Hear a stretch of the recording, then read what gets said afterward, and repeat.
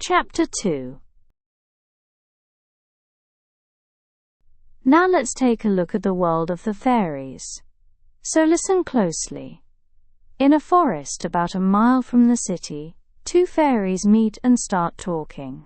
One of them is Puck, a tricky little fairy, and the other is a fairy lady. Puck was the first to speak. "Where are you going?" The fairy replied, "Over hills and through valleys, through bushes and thorny vines, over fields and fences, through water and fire, I travel everywhere. Our queen sent me on a mission. I spread dewdrops on the land. The yellow cowslip flowers serve our queen. I'm off now to gather dew and hang it like pearls on the cowslip petals. Goodbye, silly Puck. Our queen is coming soon with her fairies." Puck answered, "Well, our king, Oberon, is having a party in the forest tonight. Your queen should stay away. The king is in a terrible mood these days. You know that little boy from India? Your queen treats him like he's the most special child in the world. Oberon is jealous. He wants to take the boy and make him his helper, but your queen won't give him up. So now, whenever they see each other, by a stream or under the stars, they argue like crazy." The fairy replied, "Oh, now I know who you are. You're that tricky fairy Puck, always pulling pranks and scaring people." Puck smiled. "That's me, the funny little traveler of the night. I make King Oberon laugh. I make horse noises like a baby pony, and the king cracks up.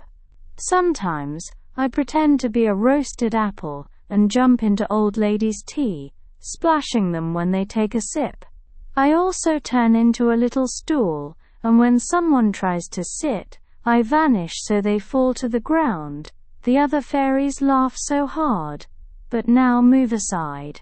King Oberon is on his way."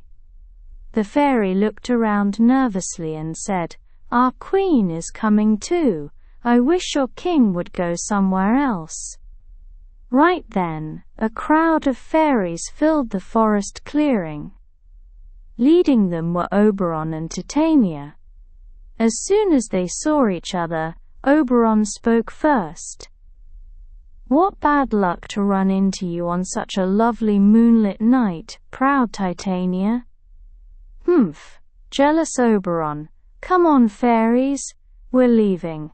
I promised I wouldn't come near him." "Why are you acting this way? Aren't I your husband?" "If you are, then act like one. I know you've been sneaking off from the fairy world, pretending to be a shepherd, trying to flirt with that village girl Phillida. And I know why you returned from faraway India. It's because you're interested in that Amazon woman. You tricked her into loving you, and now you're even helping her marry Theseus. What are you up to?"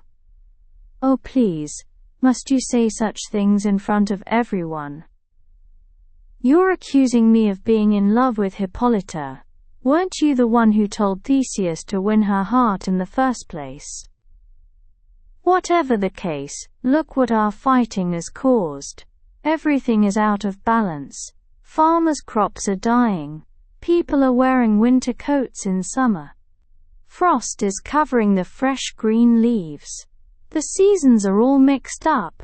It's like spring is dressed in autumn's clothes, and summer is acting like winter. It's all because we keep arguing." "Then fix it. I'm only asking for one thing. Just give me the boy." "Absolutely not. I wouldn't trade that child for anything. His mother was my dear friend, someone who brought me joy. She died giving birth to him. I swore to care for him, and I will never let him go. How long are you staying here in the forest?" "I'll stay until Theseus's wedding is over. If you want to join us in dancing under the moon, fine. If not, then don't. I don't care. Give me the boy and I'll join you. I already told you, never, not even for your whole kingdom. Come, fairies, let's leave before this turns into a real fight. With that, Queen Titania and her fairies vanished into the forest. After she was gone, Oberon turned to Puck. Puck, listen, not far from here, near the shore, there's a flower with purple petals. It's called Love in Idleness.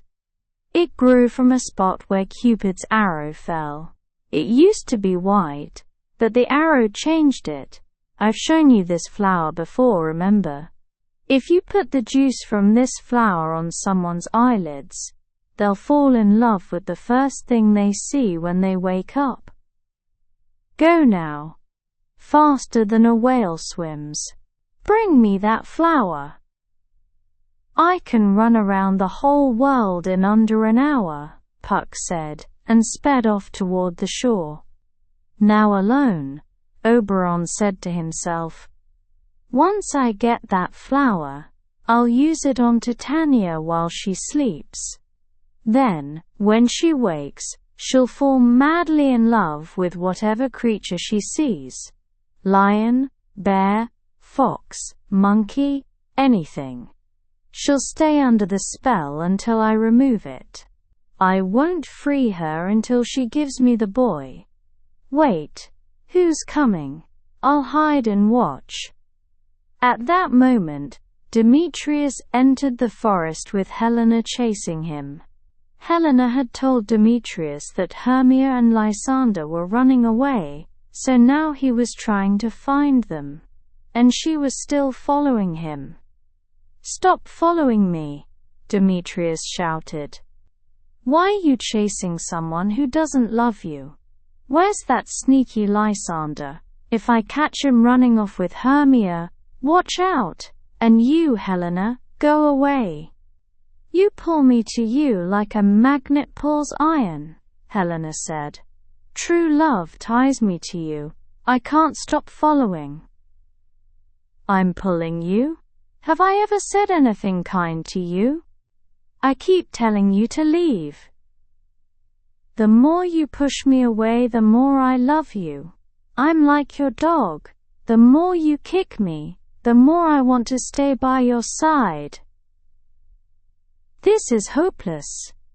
The more I try to escape, the more you stick to me. I'm going to leave you here.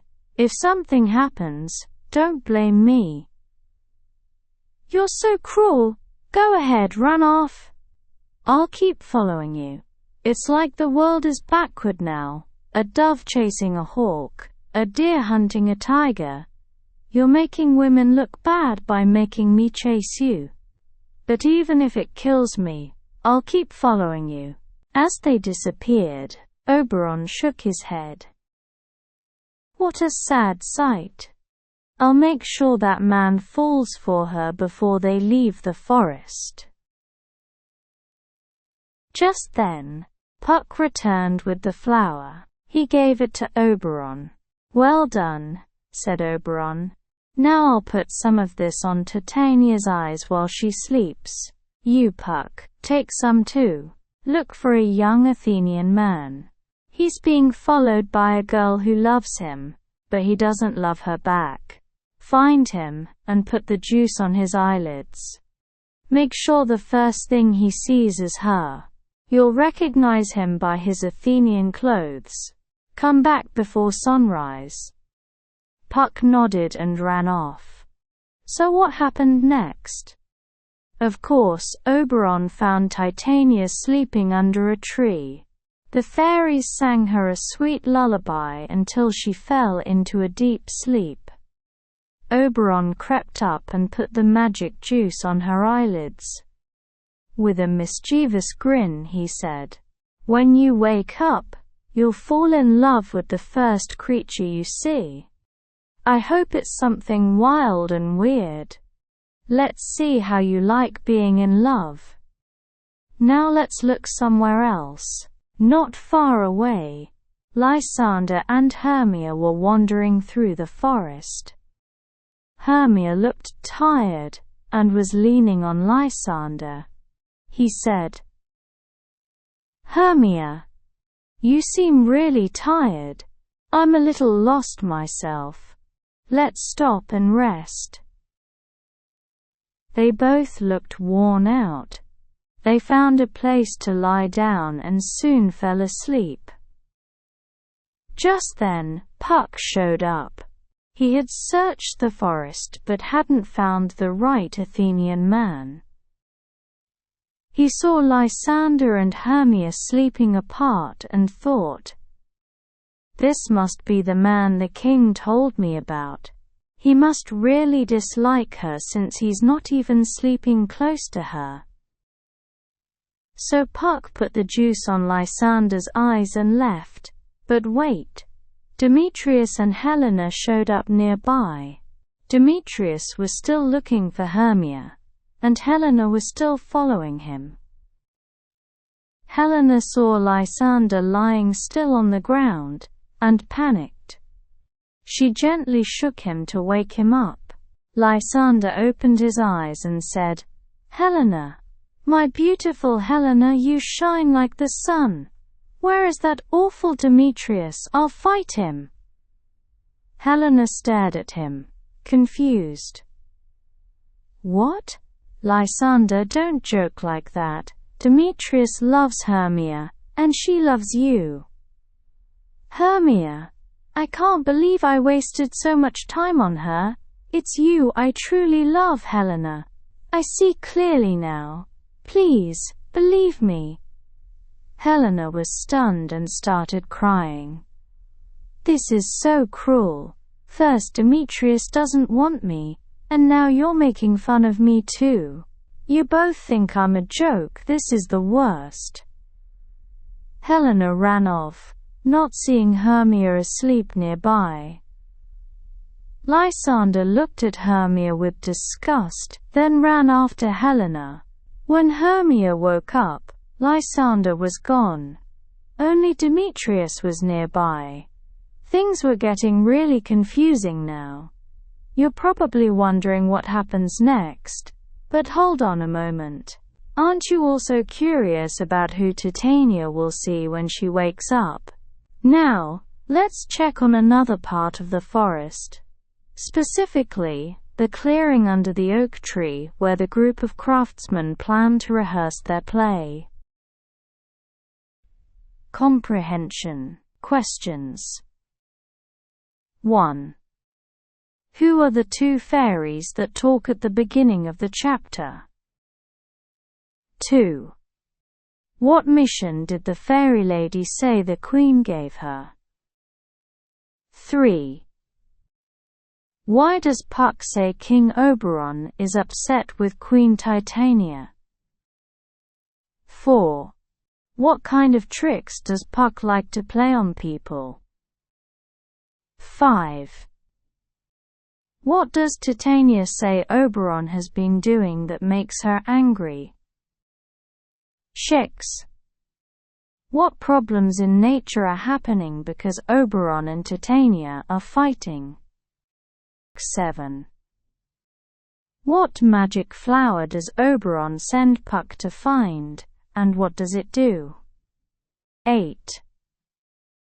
Who does Oberon plan to use the flower on, and why?